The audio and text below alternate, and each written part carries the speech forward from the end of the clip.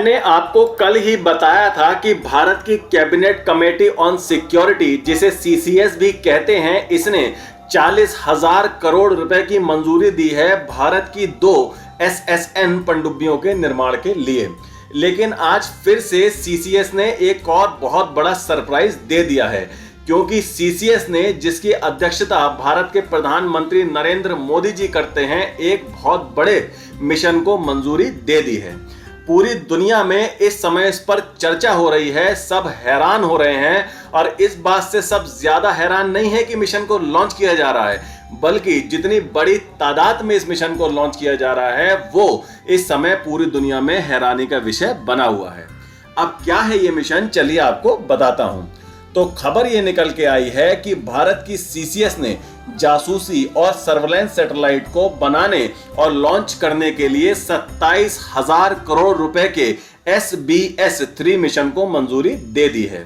यहां SBS का मतलब है स्पेस बेस्ड सर्वेलेंस मिशन, और इस SBS-3 मिशन में 2, 4, 10, 20, 30, 40 या 50 नहीं, पूरी 52 सैटेलाइट्स बनाई और लॉन्च की जाएंगी, वो भी सिर्फ अगले 5 सालों में। जहां एक तरफ दुनिया में आधे से ज्यादा देश ऐसे हैं जिनकी अपनी कोई सैटेलाइट ही नहीं है अंतरिक्ष में, और बचे हुए आधे देशों में से भी सिर्फ 16 देश ही ऐसे हैं जिनके पास क्षमता है सैटेलाइट लॉन्च करने की। वहीं भारत पूरे 52 सैटेलाइट्स को लॉन्च करने जा रहा है, और ऐसा नहीं है कि हम दुनिया को कह रहे हों कि ये वेदर सैटेलाइट्स है या कोई अन्य तरह की सैटेलाइट्स है, बल्कि भारत पूरे डंके की चोट पर दुनिया को बता रहा है कि ये सारी सैटेलाइट जासूसी सैटेलाइट्स होंगी। इसका इस्तेमाल हिंद महासागर में दुश्मन की पनडुब्बियों और जहाजों का पता लगाने के लिए होगा, और साथ ही साथ चीन और पाकिस्तान से लगने वाली भारत की 7,000 किलोमीटर लंबी सीमा की भी इसी से निगरानी की जाएगी।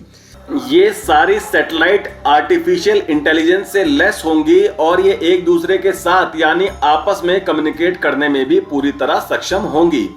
इनमें से कुछ सैटेलाइट को जियो स्टेशनरी ऑर्बिट में, जो कि धरती से लगभग 36,000 किलोमीटर की ऊंचाई पर है, उनमें लॉन्च किया जाएगा, जबकि कुछ सैटेलाइट अर्थ की लोअर ऑर्बिट में रहेंगी, जो कि लगभग 400 से 600 किलोमीटर की ऊंचाई पर होंगी।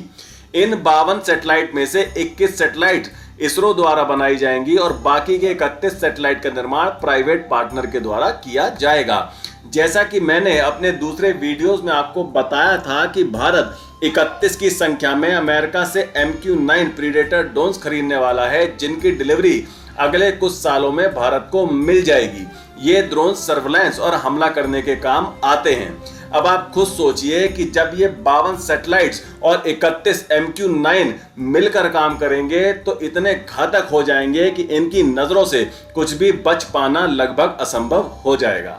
भारत को दुश्मनों के छोटे से छोटे कंस्ट्रक्शन का पता चल जाएगा, समुद्र में छोटी से छोटी बोट तक का पता चल जाएगा, पानी के अंदर पनडुब्बियों का पता चल जाएगा। भारत की ओर आ रहे किसी भी खतरे का, चाहे वो जमीन से हो, पानी के रास्ते हो या आसमान से हो, पहले से ही पता चल जाएगा और हम समय रहते ही इन खतरों के खिलाफ एक्शन ले पाएंगे। और जैसा कि अंग्रेजी में एक कहावत है कि prevention is better than cure, यानी बाद में उपचार से अच्छा है कि हम पहले से ही अपने बचाव की तैयारी कर लें और दुश्मन के एक्शन पर अपना रिएक्शन देने के बजाय पहले से ही रक्षात्मक कदम उठा लें। और ये SBS-3 मिशन इसी काम को करने में भारत की तीनों सेनाओं का साथ देगा। अब मैं बार बार SBS-3 मिशन की बात कर रहा हूं तो शायद आप में से कुछ लोग कहेंगे कि भाई कुछ SBS-1 और SBS-2 मिशन के बारे में भी तो बताओ।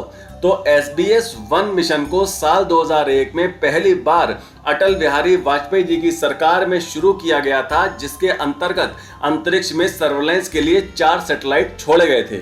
और SBS-2 को साल 2013 में शुरू किया गया था, जिसके अंतर्गत 6 सर्वेलेंस सैटेलाइट्स अंतरिक्ष में छोड़े गए थे। और अब SBS-3 मिशन में ये संख्या सीधे 6 से 52 सैटेलाइट तक पहुंच जाएगी, जो कि पिछले SBS-1 मिशन से 13 गुना ज्यादा और SBS-2 मिशन से लगभग 9 गुना ज्यादा होगी। रीसैट, कैट्रोसैट और GSAT-7 सीरीज की सैटेलाइट को पहले जो SBS मिशन है उनमें लॉन्च किया गया था, लेकिन अब SBS-3 मिशन में इसी सीरीज की अगली सैटेलाइट लॉन्च होंगी या किसी नई सीरीज को इंट्रोड्यूस किया जाएगा, ये देखने वाली बात होगी। फिलहाल GSAT-7 भी Indian army, GSAT-7 Indian navy और GSAT-7A सैटेलाइट का इंडियन एयरफोर्स इस्तेमाल करती है।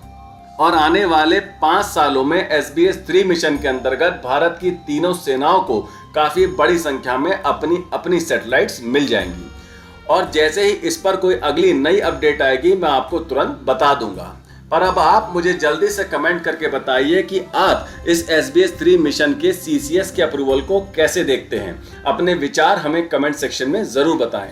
वीडियो को लाइक करें, ज्यादा से ज्यादा शेयर करें और बेल आइकन को दबाकर हमारे चैनल को प्लीज अभी सब्सक्राइब जरूर कर लीजिए। तो मिलते हैं अगली खबर के साथ जल्द ही। टेक केयर, जय हिंद।